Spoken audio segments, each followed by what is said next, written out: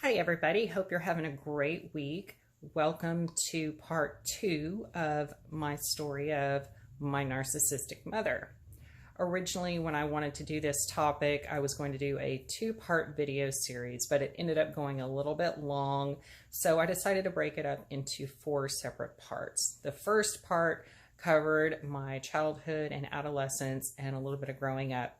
And this next segment is going to start with me going off to college. So please like and comment and share your stories and your thoughts with me as well. Well, while I was away at college, I ended up getting pregnant, and my son was born when I was 21. As soon as I found out I was pregnant, I obviously had to tell my parents. The first thing my mother said was, well, I guess we have to start planning a wedding. And I thought, a wedding? I don't want to get married. I don't want a husband right now. I wanted to keep my baby, but I didn't want a husband. And I didn't even really like the guy all that much. And we had already broken up, but that was her go-to, was this is what we're going to do. So in all this I'm saying, you can see where the control, the manipulation, that constant, guilting has always come into play throughout my whole life. So when my son was born, was supposed to be the greatest day of my life, but she took that from me as well. I was in the labor and delivery for about, 12 hours or so, which is a relatively short birth for the first time. But there were some complications, and I did not get to hold my son right away. They immediately took him over to a little examination incubator where they could check him out and make sure that everything was okay. Once they said, yeah, okay, everything's good, the nurse's back was turned. My mother walked over, picked up my son, walked all the way across the room with him, and sat down in a rocking chair that was probably a good 15 to 20 feet from where I was laying in the delivery bed. She sat down with him and started rocking him and singing to him and cooing at him. I had not even seen my baby yet. Didn't know what he looked like. And you could have heard a pin drop in that delivery room when the doctor actually turned around and looked at my mother and said, you need to give the baby to his mother. In this hospital, the mother holds the baby first. And then you need to leave. And I will let you know when you can come back in. My mother proceeded to throw a hissy fit because she could not, for the life of her, understand what she had done wrong. Why are you kicking me out? I didn't do anything wrong. I'm simply holding my grandson.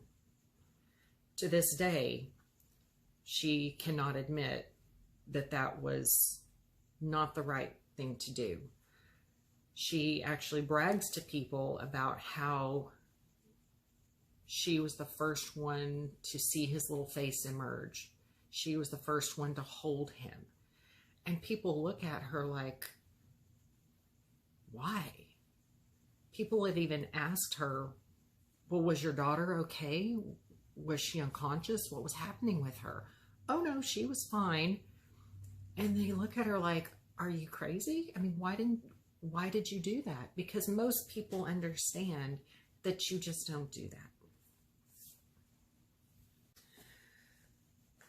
So after I was released from the hospital, which is a whole other story that I'll talk about in another video when I talk about becoming a single mom and what it was like to be pregnant.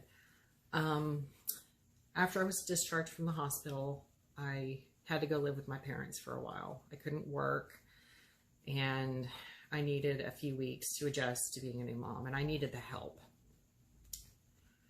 But that was a big mistake, because from the second I got back to the house, everything I did was wrong or not good enough. I wasn't holding him the right way. I wasn't feeding him the right way. Oh, I shouldn't bathe him at this time of the day. Oh, don't put that outfit on him. It doesn't look right. Or anything and everything. And just really made me feel like a horrible mother right off the bat.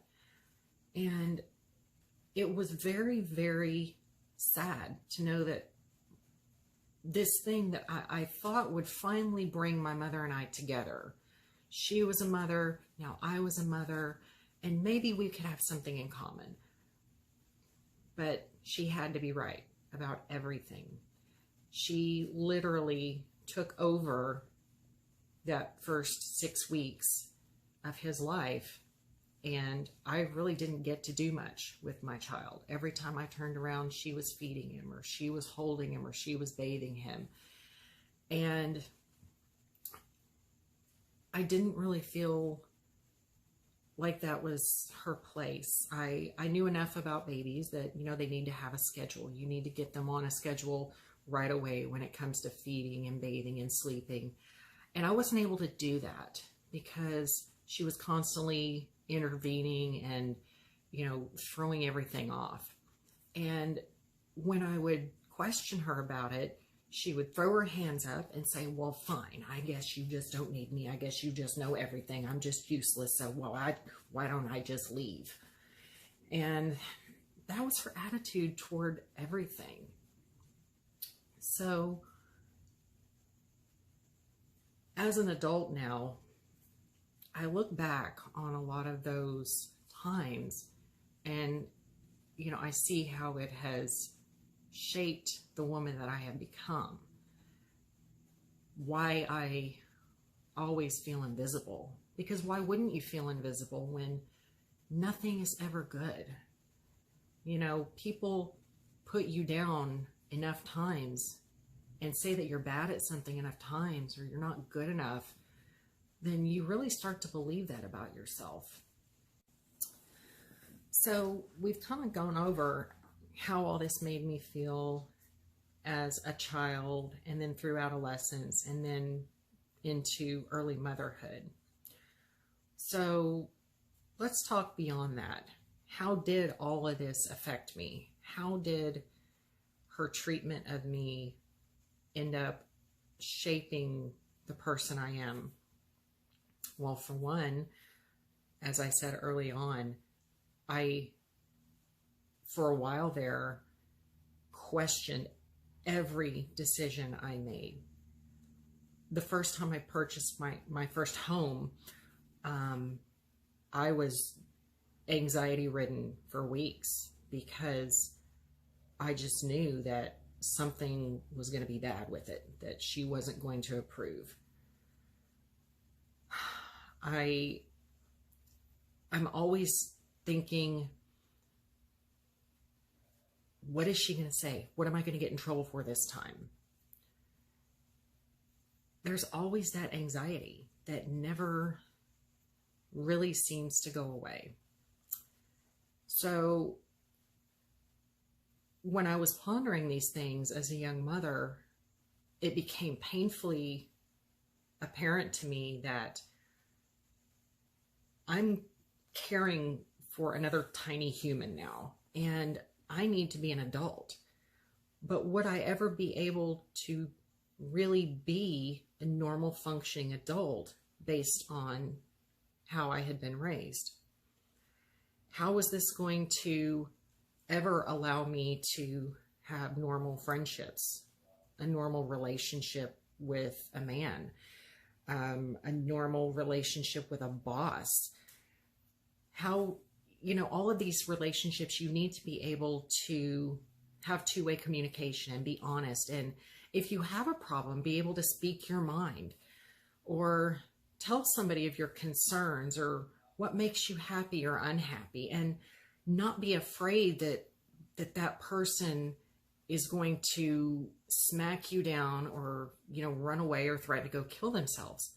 Because that's essentially what it boils down to for me is, if I'm not perfect and I don't please you and I make you upset or unhappy, the very next step is your love is now taken away from me. So anyone in your life that you love, whether it's a friend or a family member or a child even, and most certainly a boyfriend or a significant other, spouse, when you have these thoughts of, I have to be perfect, or this person is going to take that love away by either abandoning me, leaving me, running away and killing themselves, you're never going to be able to be honest with that person, and you're going to be miserable your whole life. So it's been very difficult for me as an adult woman to come to these realizations that I need help, that I've needed some counseling. I've needed, a safe place to be able to talk about these things. And I know that there are probably a lot of women and men alike out there, young and old, that have these same kinds of issues and feelings that I have had my whole life. I have talked to a few people that have managed to somehow overcome these things, but I'm still working on it a little bit. I have talked to a few people throughout my life that have gone through some of the same experiences with their parents that I have, and some of them have learned how to cope or how to overcome. So after all of this, you might be wondering how I've moved on into adulthood and how I overcame some of these feelings of being invisible and being fearful. Well, if you would please tune in next week for part 2, I will tell you the different experiences that I've had since, the things I've overcome, the people that were involved in helping me to overcome those things. And thank you again for tuning in and listening. Please like and comment, share your stories with me. And again, if there's anything that you would like to comment on or have me talk more about one of these particular experiences, please let me know, and I'm happy to do so.